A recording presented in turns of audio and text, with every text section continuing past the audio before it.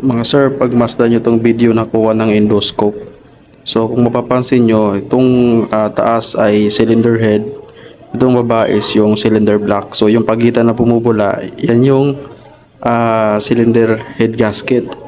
So ito ay may sign ng warpage. So sign ng overheat na nangyari kaya nagkaganyan. Maaaring pumutok yung head gasket niya. At yun din naman yung sa part ng coolant. Recommendation namin dito is top overhaul at kailangan i-resurface yung cylinder head kasi maaaring bengkong yung cylinder head